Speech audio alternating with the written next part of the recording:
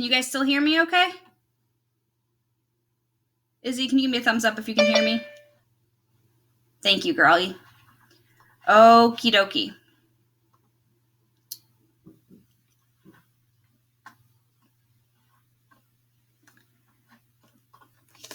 Here we go. We are on Wonder, page 27, the performance space. Charlotte basically didn't stop talking as we headed down to the second floor. She was describing the play they had put on last year, which was Oliver. She played Oliver even though she's a girl. As she said this, she pushed open the double doors to a huge auditorium. At the other end of the room was a stage. Charlotte started skipping toward the stage. Julian ran after her and then turned halfway around on the aisle. "Come on," he said loudly, waving for me to follow him, which I did. "There were like hundreds of people in the audience that night," said Charlotte, and it took me a second to realize she was talking about Oliver. I was so nervous. I had so many lines, and I had all these songs to sing. It was so hard. Although she was talking to me, she really didn't look at me much. On opening night, my parents were all the way back in the back of the auditorium, like where Jack is right now.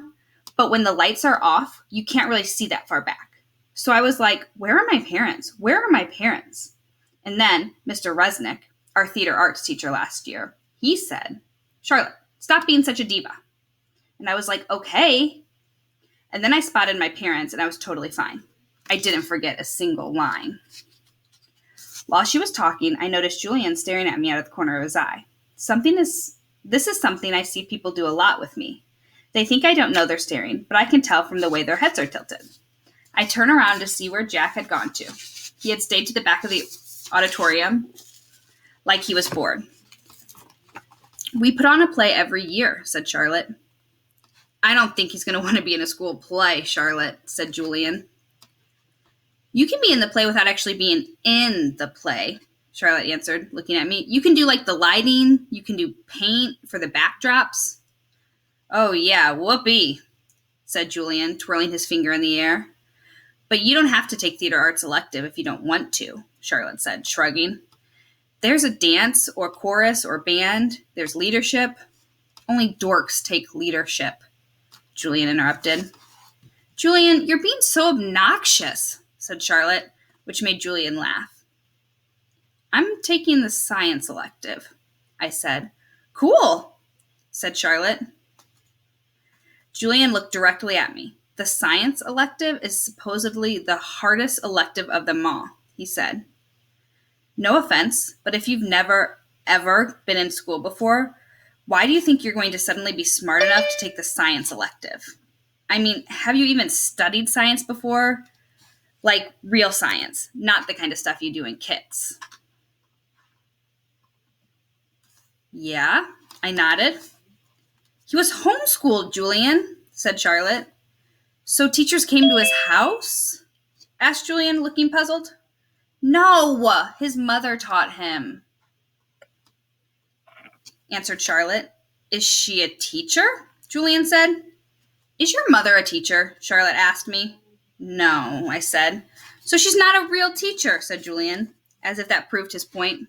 "That's what I mean. How can someone who's not a real teacher actually teach science?" "I'm sure you'll do fine," said Charlotte, looking at me. "Let's just go on to the library now," Jack called out, sounding really bored. "Why is your hair so long?" Julian said to me. He sounded like he was annoyed. I didn't know what to say, so I just shrugged. "Can I ask you a question?" he asked. I shrugged again. Didn't he just ask me a question? "What's the deal with your face? I mean, were you in a fire or something?" "Julian, that's so rude," said Charlotte. "I'm not being rude," said Julian. "I'm asking a question. Mr. Tushman said we could ask questions if we wanted to." "Not rude questions like that," said Charlotte. "Besides, he was born like that. That's what Mr. Tushman said. You just weren't listening." "I was so listening," said Julian. "I just thought maybe he was in a fire, too." "Geez, Julian," said Jack. "Just shut up." "You shut up," Julian yelled back. "Come on, August," said Jack. "Let's just go to the library already." I walked towards Jack and followed him out of the auditorium. He held the double doors open for me, and as I passed by, he looked at me right in the face, kind of daring me to look back at him, which I did. Then I actually smiled. I don't know. Sometimes when I have this feeling like I'm almost crying, it can turn into an almost laughing feeling. And that must have been the feeling I was having because when I smiled, almost like I was giggling. The thing is, because of the way my face is, people who don't know me very well don't always get that I'm smiling. My mouth doesn't go up on the corners the way other people's mouths do. It just goes straight across my face. But somehow Jack Will got that I smiled at him and he smiled back. Julian's a jerk, he whispered before Julian and Charlotte reached us. But dude, you're gonna have to talk. He said this seriously, like he was trying to help me. I nodded as Julian and Charlotte caught up with us. We were all quiet for a second, all of us just kind of nodding, looking at the floor. Then I looked up at Julian. The word supposedly, by the way, I said. What are you talking about? Well, you said supposedly before, I said. I did not. Yeah, you did, Charlotte nodded. You said that science elective is supposedly really hard. I heard you. I absolutely did not, he insisted. Whatever, said Jack. Let's just go. Yeah, let's just go, agreed Charlotte, following Jack down the stairs to the next floor. I started to follow her, but Julian cut in front of me, which actually made me stumble backward. Oops, sorry about that, said Julian. But I could tell from the way he looked at me that he wasn't really sorry at all. Page 31, the deal. Mom and Mr. Tushman were talking when we got back to the office. Mrs. Garcia was the first one to see us come back, and she started smiling her shiny smile as we walked in. So, August, what did you think? Do you think you like what you saw? Yeah, I said, nodding, looking over at Mom. Jack, Julian, and Charlotte were standing by the door, not sure where to go or if they were still needed. I wonder what else they'd been told about me before they'd seen me. Did you see the baby chick? Mom asked me. As I shook my head, Julian said, Are you talking about the baby chicks in science? Those got donated to a farm at the end of every school year. Oh, said Mom, disappointed. But they hatch new ones every year in science, Julian added. So August will be able to see them again in the spring. Oh, good, said Mom, eyeing me. They were so cute, August. I wish she wouldn't talk to me like I was a baby in front of other people. So, August, said Mr. Tushman, did these guys show you around enough, or do you want to see more? I realize I forgot to ask you to show them the gym. We did anyway, Mr. Tushman, said Julian. Excellent, said Mr. Tushman. And I told him about the school play and some of the electives, said Charlotte.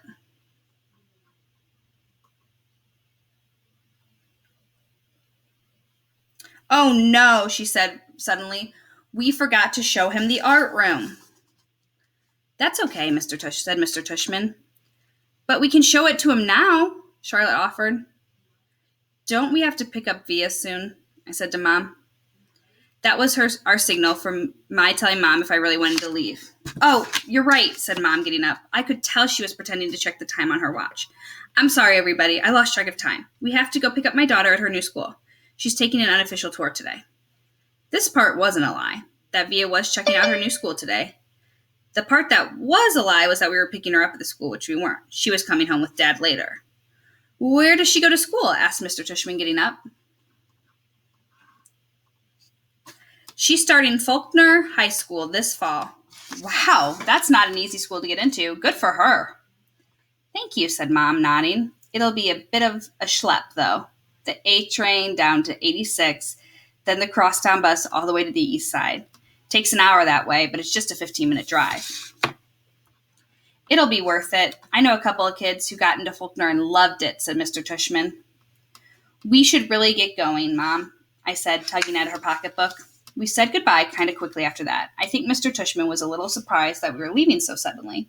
And then I wondered if he would blame Jack and Charlotte, even though it was really only Julian who had made me feel kind of bad. Everyone was really nice, I made sure to tell Mr. Tushman before we left.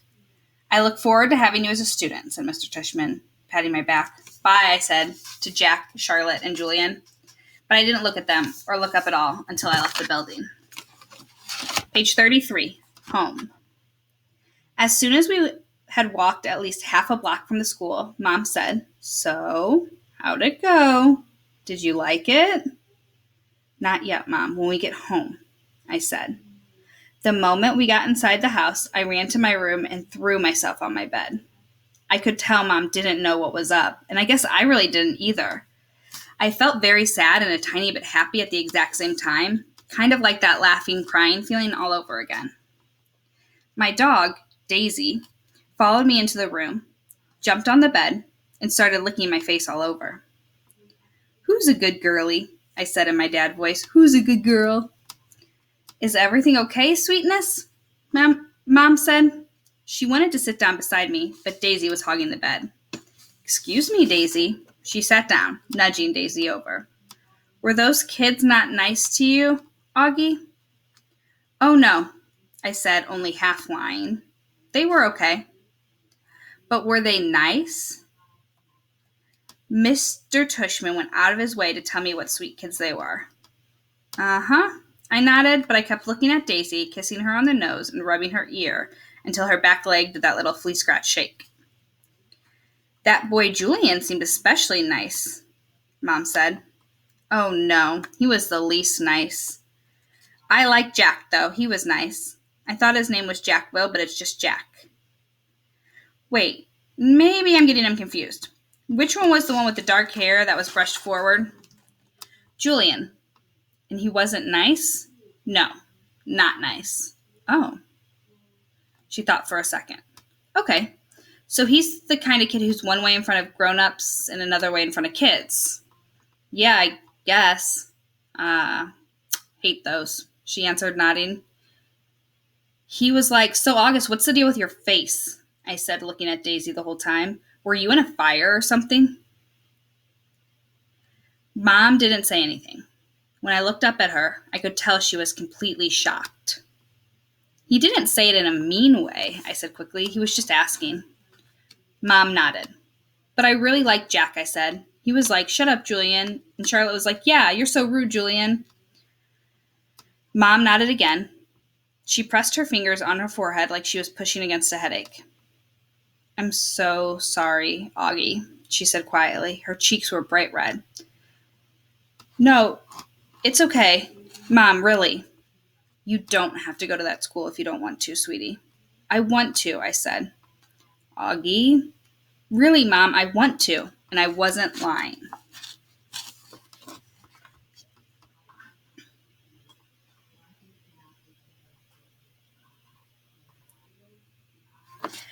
Page 35, first day jitters.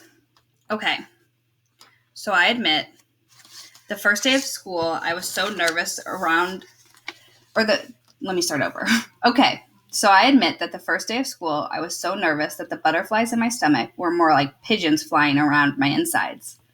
Mom and Dad were probably a little nervous too, but they acted like they were all excited for me, taking pictures of me and Via before we left the house since it was Via's first day of school too.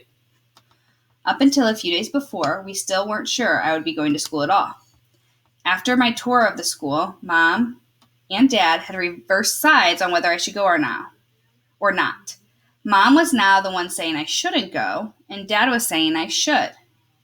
Dad had told me he was really proud of how I'd handled myself with Julian, and that I was turning into quite the strong man. And I heard him tell Mom that he now thought she had been right all along. But Mom, I could tell, wasn't so sure anymore. When Dad told her that he and Via wanted to walk me to school that day too, since it was on the way to the subway station, Mom seemed relieved that we would all be going together, and I guess I was too. Even though Beecher Prep is just a few blocks from our house, I've only been on that block a couple of times before. In general, I try to avoid blocks where there are lots of kids roaming around. On our block, everybody knows me and I know everybody. I know every brick and every tree trunk and every crack in the sidewalk. I know Mrs. Grimaldi, the lady who's always sitting by her window, and the old guy who walks up and down the street whistling like a bird. I know the deli on the corner where Mom gets our bagels and the waitress at the coffee shop, who all call me honey and give me lollipops whenever they see me. I love my neighborhood of North River Heights, which is why it was so strange to be walking down these blocks feeling like it was all new to me suddenly. Amesfort Avenue, a street I've been down a million times, looked totally different for some reason. Full of people I never saw before, waiting for the bus, pushing strollers. We crossed Amesfort and turned up Heights Place. Via walked next to me like she usually does, and Mom and Dad were behind us.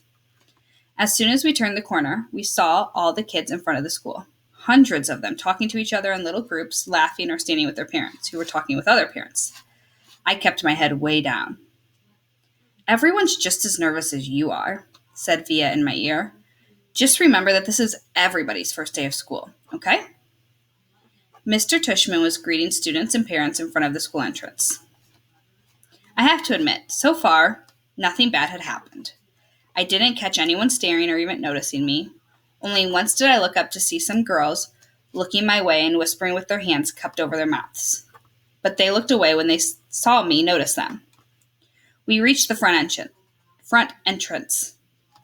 Okay, this is it, big boy, said Dad, putting his hand on the top of my shoulders. Have a great first day. I love you, said Via, giving me a big kiss and a hug. You too, I said. I love you, Augie, said Dad, hugging me. Bye. Then Mom hugged me, and I could tell she was about to cry, which would have totally embarrassed me, so I just gave her a fast, hard hug, turned, and disappeared into the school. Page 37, locks. I went straight to room 301 on the 3rd floor. Now I was glad I'd gone on that little tour because I knew exactly where to go and didn't have to look up once.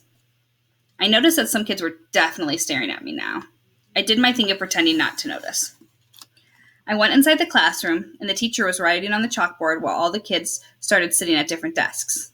The desks were in a half circle facing the chalkboard, so I chose the desk in the middle toward the back, which I thought it would make it harder for anyone to stare at me.